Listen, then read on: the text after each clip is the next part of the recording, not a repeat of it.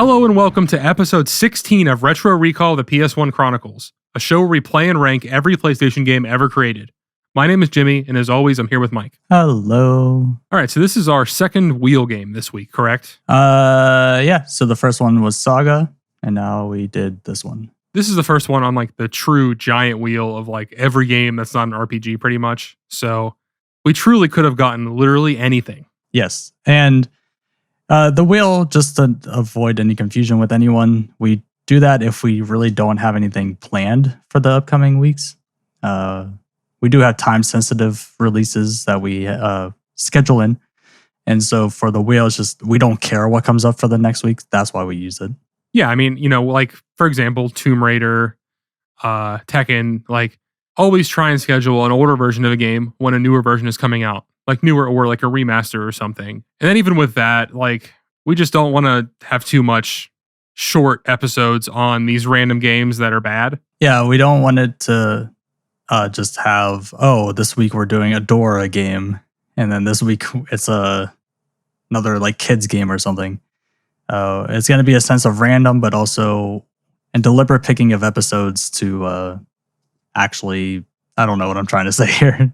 Not make it so random that it's unwatchable every single week. Yeah, I mean, you don't want to see these random games that you've never heard of every week. I mean, it's cool to learn about new games, obviously, but after so long, you want to see the game that you know or you played as a kid, you know? Yeah. Things that, a game that you have a lot of knowledge about and nostalgia for. Yeah, that way you can watch two guys talk shit on it who have no idea what they're talking about. And then yell at us in the comments and tell us how dumb we are for not realizing this. But yeah, before we get into this game, you been up to anything this week? Honestly, no. This week has been the craziest work week ever. So my birthday was on Monday, and I took the day off just to relax. I feel like I got punished from Tuesday to Friday because it was the most hectic, most busy week at work I've ever had to deal with. And last night, I just was so tired. The instant my head hit the pillow, I was out completely. No, I hear you. I've been working a little bit less, so I've had more time for other things, which has been nice. But, we're trying to get caught back up after our, time off. So it's been a lot, but it's been fun.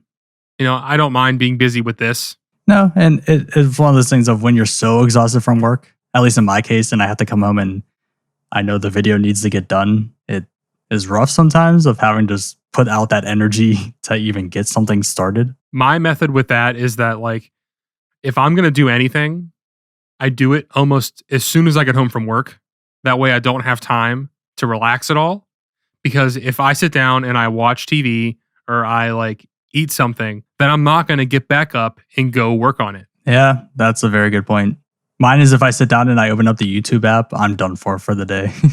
Well, I'm specifically talking about like after work. Like I come home from work, like maybe I'll have a snack, let my dog out and stuff. And then I just have to jump into something, whether it's music or this, or like sometimes when I'm ever playing a game for the week, I'll do it like after dinner or something. But if it's something that requires big focus, like not like playing a game, like editing the podcast or, something with the band, I need to do it immediately or else I'm just not going to do it. Yeah. And it's also one of those things of, I don't know if you're the same way, but we'll take Tomb Raider. As much as I didn't want to play that game, I didn't even want to edit that video. And it just took so much out of me to even get started on that.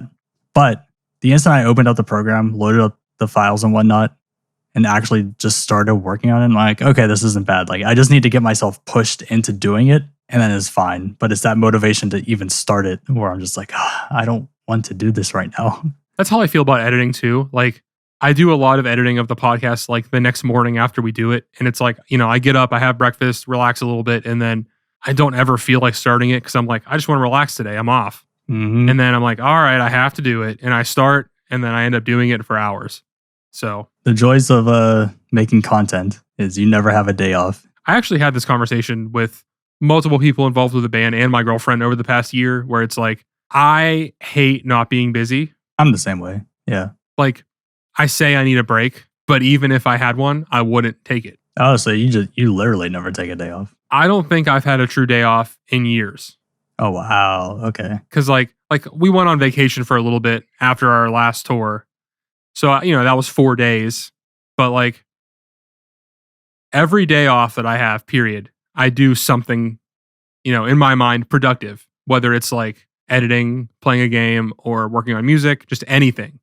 I have that sense in me where I need to do something productive and then I'm fulfilled for the day, even if it's like working on a song for an hour or anything. It's like after I've done that, I'm like, I've accomplished something creatively for myself today.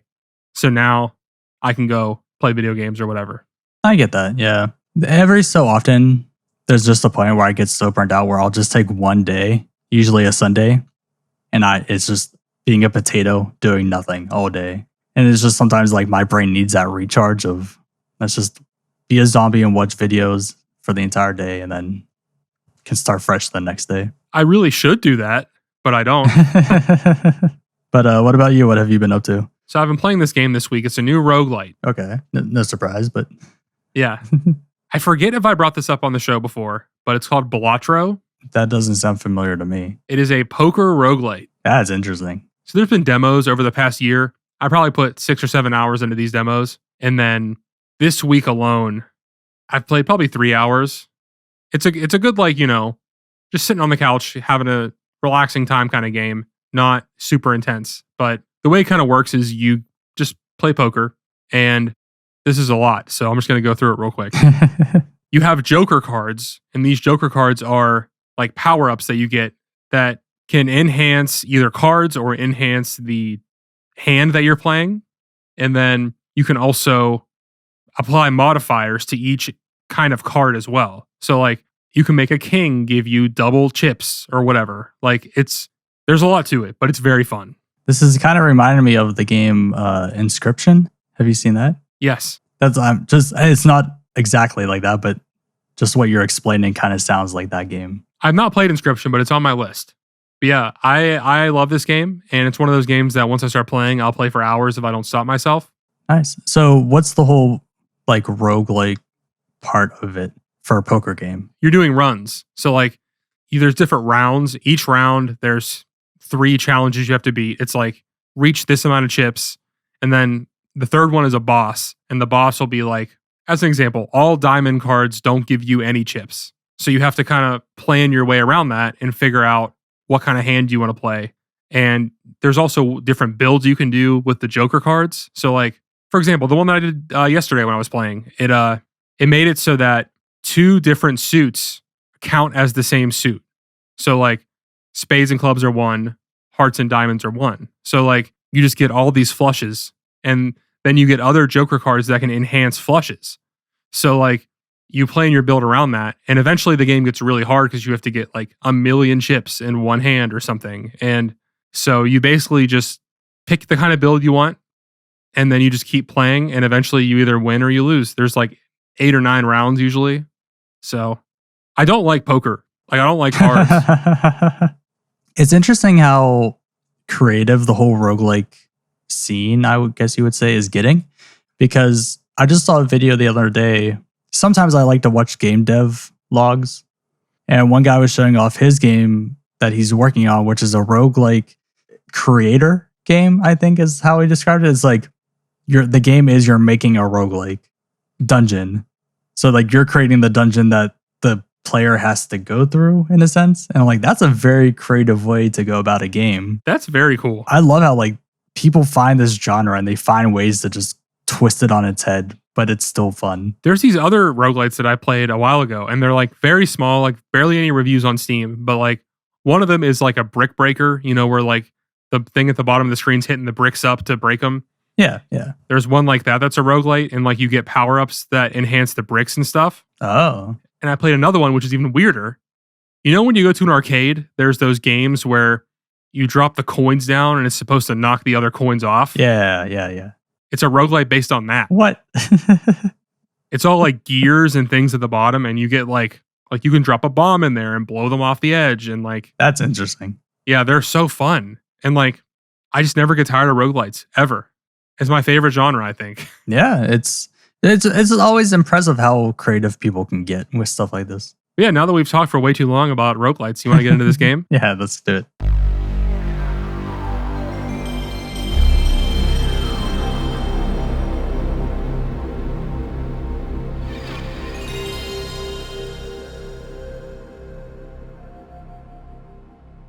Millennium Soldier Expendable, which is titled just Expendable in North America, was released on April 25th, 2000. It was developed by Rage Software and published by Infogrames. And I would call this, a run and gun kind of game, kind of like Contra or Metal Slug, but in 3D. Yeah. It's just, that's the best way. I was going to say Contra as well as a good comparison. Instead of doing side scrolling, you get to move freely on the screen. There are Contra games on the PS1 that look like this game. Oh, okay. So eventually we'll be able to compare it back to this. Yeah. So my first impression with this game was the intro is very cool. It's so funny because as I was watching the intro, my first thought was, I don't know how much I can show this on YouTube. I might have to censor some stuff. I don't know what I'm going to do to show this right now that you're seeing on the screen. It's very graphic in some parts. You should put mosaic over it. Yeah, I probably will. But they also add a twist of like humor to it.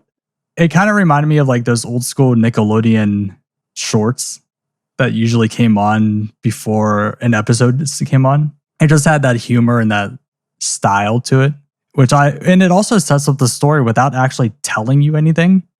Pretty much you're just, per the game, you're an expendable soldier that they send out and they have millions of clones just like you. And whenever you die, they can just send the next one. Yeah, that's really all the story that you get, but that's really all you need for this kind of game. Like just that setup, you're good. Yeah. Yeah, my note is the intro movie is fucking wacky. It's silly but gory. So yes. The moment I knew we might be in trouble on this game is when I went to the controls. And if you're looking at the controls, the description for what the right joystick does is cut off by the menu. I didn't even notice that. And they don't even tell you it. And I'm like, this is bad. This is a bad sign if they can't even label the controller correctly. Well, let's just go right into that because the controls ruin this fucking game. Yes. What part of it ruins it for you? Because I have very strong feelings about this. Okay, well, I'll break it down then. So there's two control modes. There's one with the analog stick, and it's so weird to explain. It's kind of like you're controlling the character from his perspective. So like you have to turn him. You can't just go left or right. You're going up but turning. But you can also strafe. So when I played with that control scheme, I would just strafe a lot because that's the only thing that you could really do. Yeah. It was weird because when I first got into the game, obviously we always do a test run of what do the controls actually do. And whenever I put the joystick to the left, my guy just looked left and he didn't move. And I'm like, what are you doing? And I think I refreshed the game, went back into it, still couldn't move left or right. You can only move forward and backward. So I'm like, do they really intend for your left and right movement to only be for the strafe movements? And the answer to that is yes. Yeah, you texted me saying, are you able to move left or right in this game? I thought something was broken because it didn't feel right and it just seems like a terrible decision. So with that, it's like there's times when you have to go down an alleyway sometimes to the right. So you have to do this crab walk of strafing. Oh, I know the exact one you're talking about. Yeah, and it's the goofiest looking thing. And it's not even like the strafing works smoothly. He's just like, he'll turn on his own for no reason. And so you're like trying to control the strafe so you can go in a left or right direction. Well, then on top of that, the other control scheme is not better. So what that is if you play with just a D-pad and not an analog stick, it's just regular tank controls, which I found to be even worse. Yes and no. I love the fact that you can now run forward and then back up. It wasn't no more turning completely 180 to then run backwards. But I do like the fact that you can run left and right. But yeah, so one of my notes is I wrote for the analog sticks that it's a combination of tank controls and shit. That's the best way to explain that. So whenever you go to the D-pad, it's actual tank controls, but now you're a turtle trying to fight like ninjas attacking you. The most fun, if you want to call it that I had with this game was when I switched the controls to the D-pad, but then I mapped my D-pad to the analog stick. Oh. So it felt a little more natural to me. That's a good idea. Still didn't feel good. Well, but with that, because it's still technically tank controls, So that means you would have to turn left with the joystick and then still push up to move forward with that.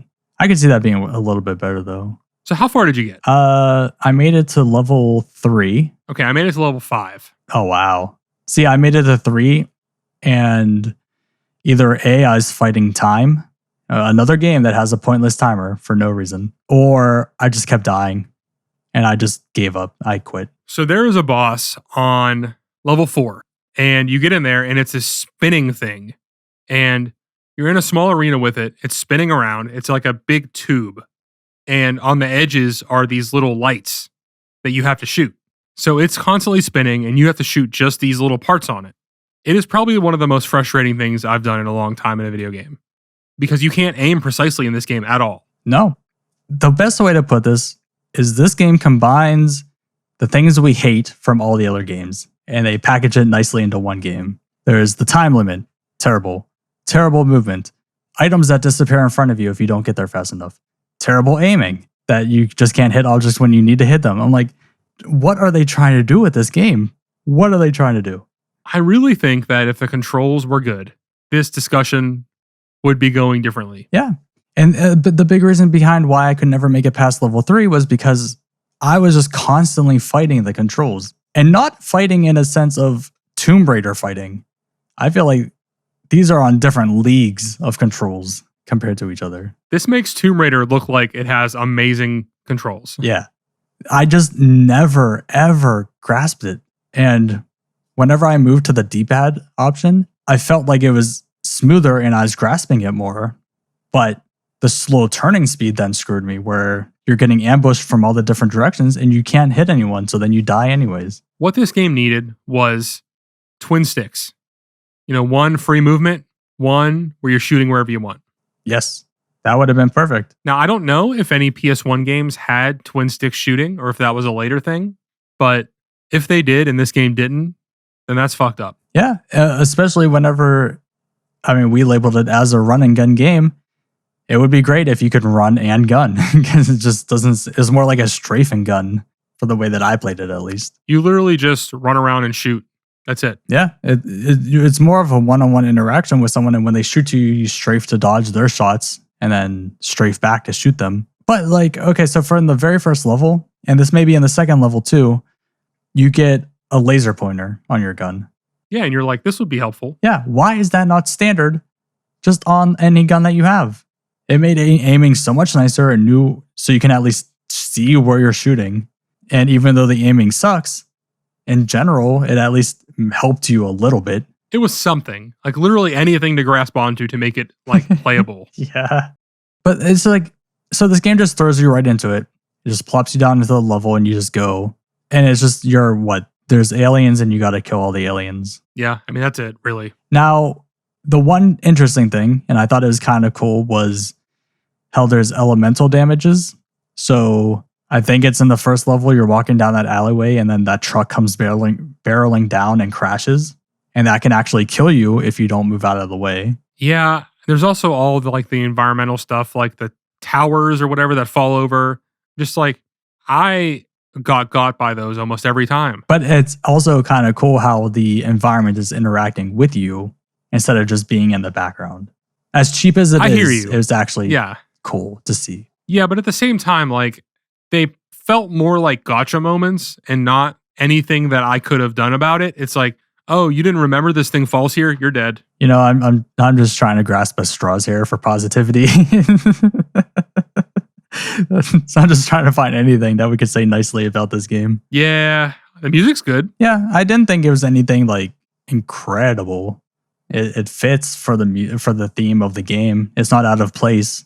Yeah, I wouldn't listen to it on its own, but it helps enhance the atmosphere for sure. Yeah. So you made it 2 more levels farther than me. Do the enemies ever change? Is there any difference? There was dogs. That's about it. Yeah.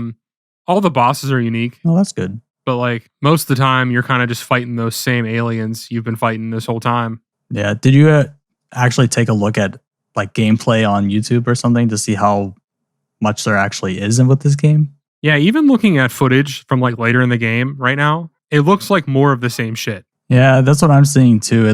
The levels change, but nothing else actually changes. What it really comes down to is just like all you're doing is either killing all the enemies, destroying something, or finding key cards. Yeah, which typically a boss or something has the key card. So once you kill the boss, you can get that to move forward. Well, I forget which level it is. I thought it was one of the ones you played, but I could be wrong, where you are just going around and getting key cards from random enemies and then moving on to the next part of the level.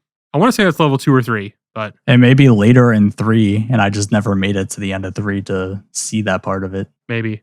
But yeah, I mean, even then, it's still just extremely basic gameplay.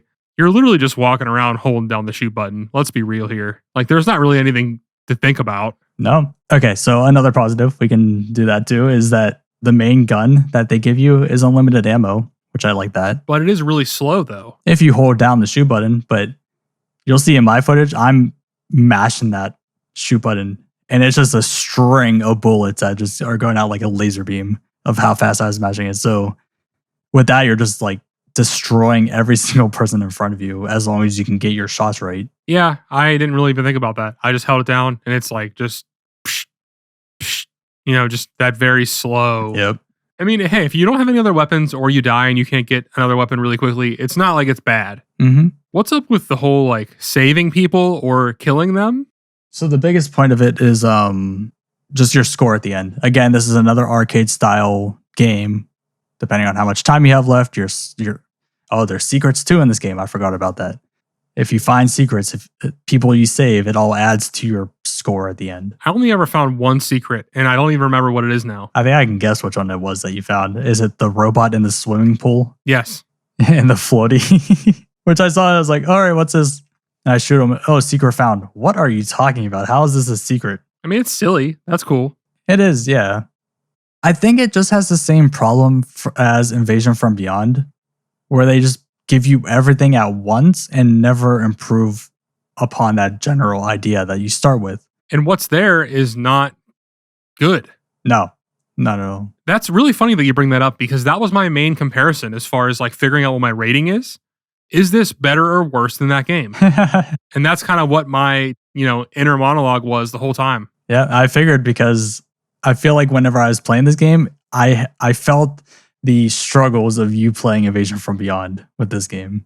Like, I now understood where you were coming from. I will say, I think that while this game is probably worse, this didn't annoy me as much as Invasion from Beyond. Interesting. I do think it's worse. I had more fun with Invasion, but we can save that for the ranking when we get there.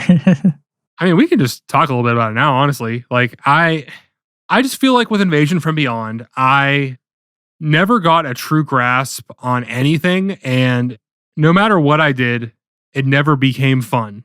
Whereas I feel like with this game, if you found a way to get used to the controls, or if I had played the whole time, like how I played at the end with the tank controls and the analog stick, I think I would have had a decent time. Whereas Invasion from Beyond, in my opinion, there's nothing that would have saved that for me. I honestly regret even giving it as high of a rating as I did. I should have gave it lower. See, I'm the opposite, where I didn't, no matter how much I was playing this game, I didn't have fun.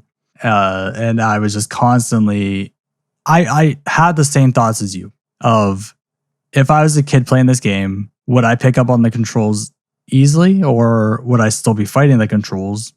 And I'm sure if we just played this for a week, by the end of the week, like nonstop every day for a week, we'd be used to the controls by the end of it.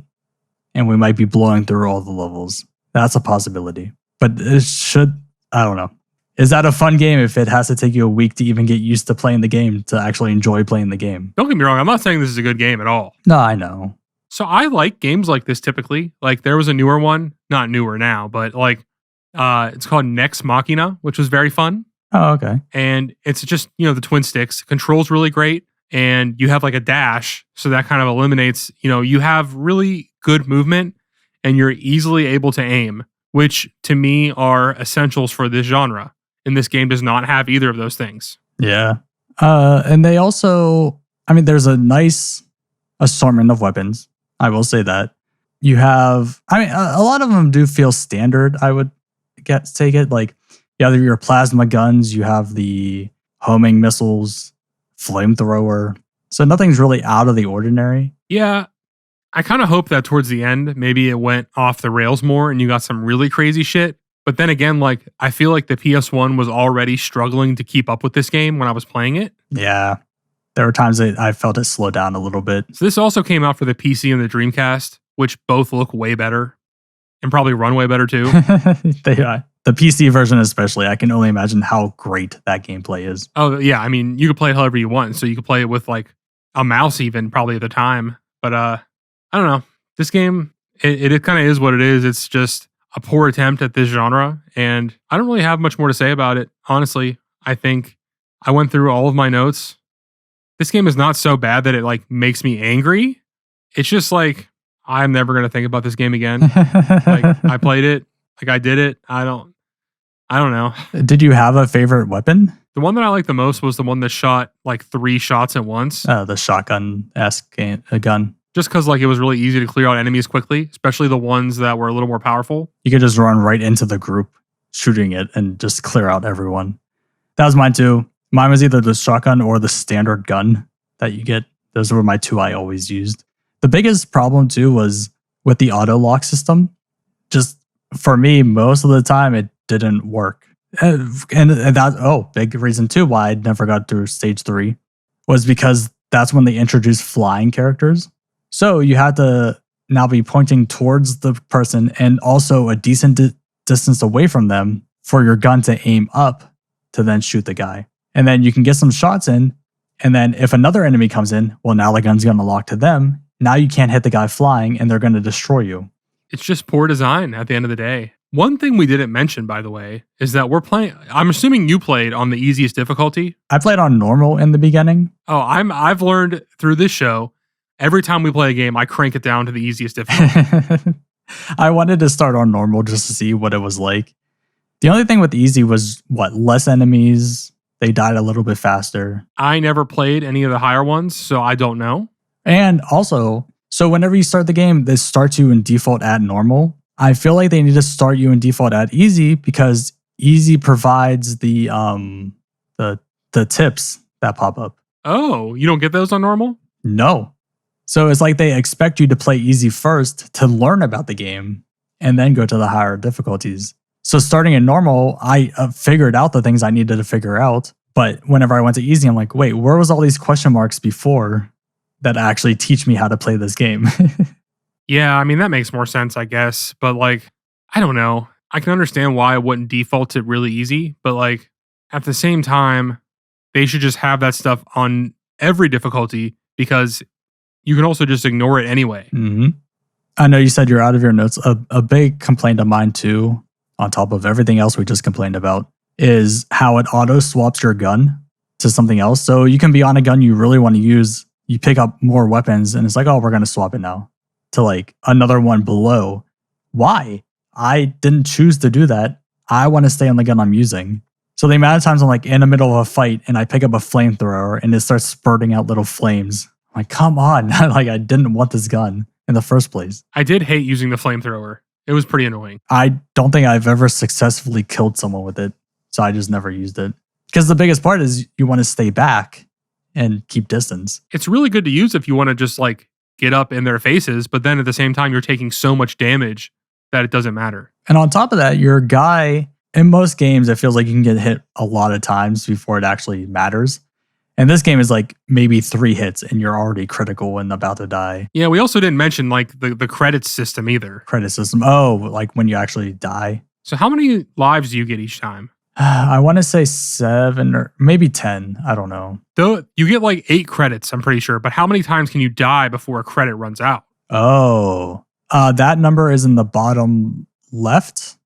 I think it's right above your health, but I never actually paid attention to what that number was. I never looked at any of that stuff because you're too busy trying to like just fight for your life. Mm-hmm. And that's the other thing is when you run out of all of those credits, it's game over and you're back to the beginning. Why? Why do we need this system in video games?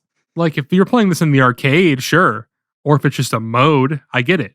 But like to not be able to keep playing is a little annoying. Yeah. Especially in parts like with the very first boss in the very first level.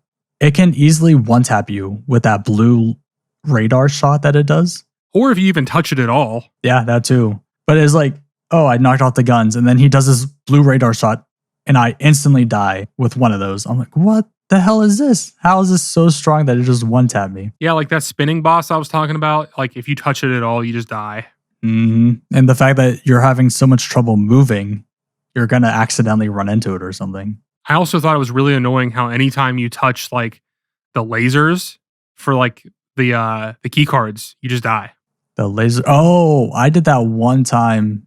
I think it was level 2. And there's like a green laser system where I need the green key card, I would assume. Couldn't figure out where that was, but I thought, oh, what happens if I run up to it and it killed me instantly? I think we're winding down a bit, getting to the ranking, but I do want to, one big question before we get into the ranking. This is, at least from what I can tell, it's advertised as a 2-player game, and they try to push that 2-player aspect onto it. Do you think this game would be better if we were playing at the same time? Maybe. I think it might be more fun just because like we'd be suffering together. Yeah. I think it'd be more doable for sure, because now you could handle one section of the screen while I'm handling the other, and you're not getting ambushed from all over.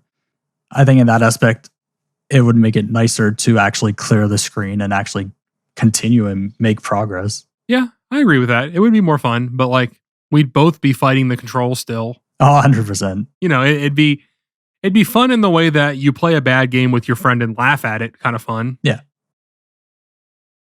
All right. Well, let's look into some reviews then, I guess. Right? I mean, yeah. I don't know. I was waiting to see if you said anything else. And you didn't say anything. So I'm like, all right. Well, I don't have anything else. Yeah, I've been out for a while. I'm actually, this whole time we've been talking, I'm thinking about my score because I'm like, I had one thing written down and now I don't know. Might be lower. I have a very good score that I wrote down in the very beginning, and I don't think my mind has been changed at this conversation. So, all right. Well, before we get to our scores, let's take a look at a couple retro reviews and see how the game was received at the time. And no surprise here, it was received the same way we're about to receive it. So, Electronic Gaming Monthly gave it a 2.83 out of 10, which is brutal. That's the lowest we've ever seen. And they said, Expendable reminds me a lot of Activision's Apocalypse, but with one very important difference. The controls here suck. And I don't mean they're a bit sluggish. I'm talking thumb blistering, scream out loud, drag the whole rest of the game down with them bad controls. That is the best description. I love this. What's funny is, I never told you this, but Apocalypse was actually the game I was going to pick for one of our first few episodes. Oh, okay. It's starring Bruce Willis. Oh, nice. It looks wacky. I was going to pick that, but I ended up going with Soul of the Samurai instead. Oh, okay. That seemed like it would have been more fun, but we all know how that one went. Yeah.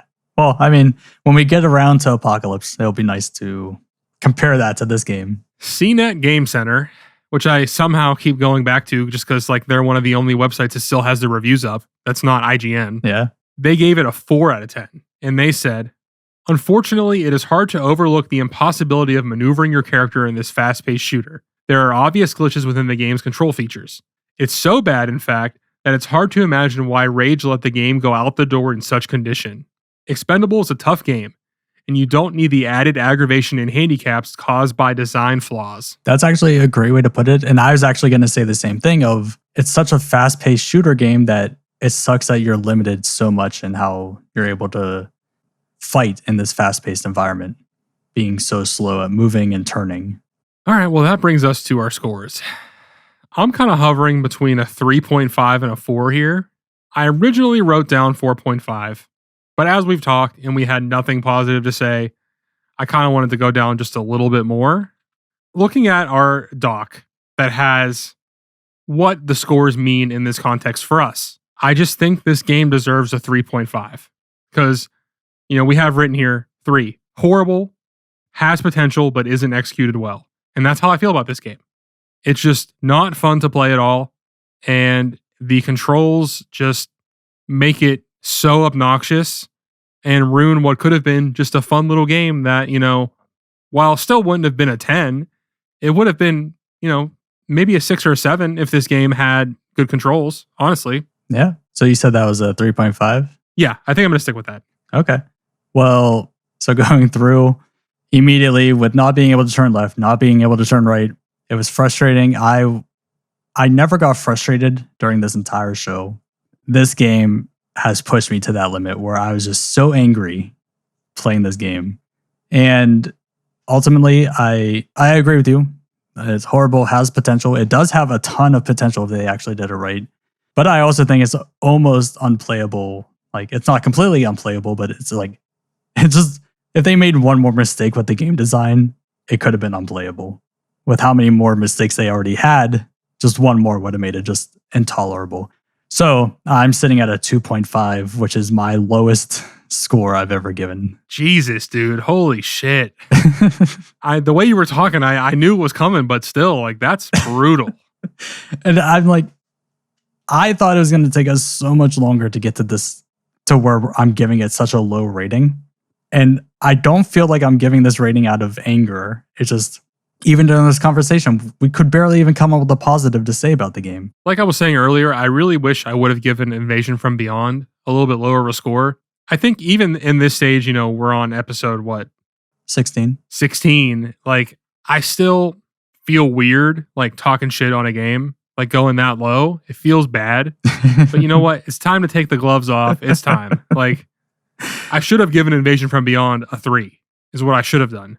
But, you know, it's done. Going forward, I think if I have anywhere near the frustration I had with that game, it's going to be in the 3s or 4s, not, you know, a 4.5. Yeah. And I mean, with the average between us, that puts us at a 3. So it fits right where you're saying it has potential, but isn't executed well at a solid 3. That's very fitting. I agree. I don't know that it's so weird that Dark Forces is so low because, like, I loved playing that game. It's just the PS1 version was a nightmare. Yeah. You love playing the game, just not the PlayStation version. But we could say that for everything. If we played this version on PC, it probably would have been a lot higher. You're absolutely right. I mean, same thing with Tomb Raider. Same thing with Alone in the Dark. Like, good chunk of these games, if there is a better version, you can play that, and it's probably way better. Yep. Especially Blood Omen. That could have been the highest, if not a perfect game, if we were playing it on PC. I agree. I think it's very hard to do it that way, where, like, you play a better version of it, then you have to go back to PS1. That's where I struggled with the Star Wars episode, and I'm never doing that again. I'm just going to suffer. Yeah, I get that. It was good for the comparison, but it also, we don't want it to influence your overall thought of it, because yeah, it does exist as a better version on a better system, but for the fact of what we're doing for the PS1, your 3 on that is completely understandable. Yeah, I mean, this is not Retro Recall the PC Chronicles. All right, so that puts this game at the lowest ranked game so far. And I feel like it's going to be a long time before we get another game that comes down this far. I would like to think so, but with this wheel, I mean, anything is possible, really. That is true. All right, well, that's going to do it for us. Thank you so much for watching or listening. If you enjoyed this, please remember to like and subscribe, as well as give us a rating on podcast services. We will see you next week.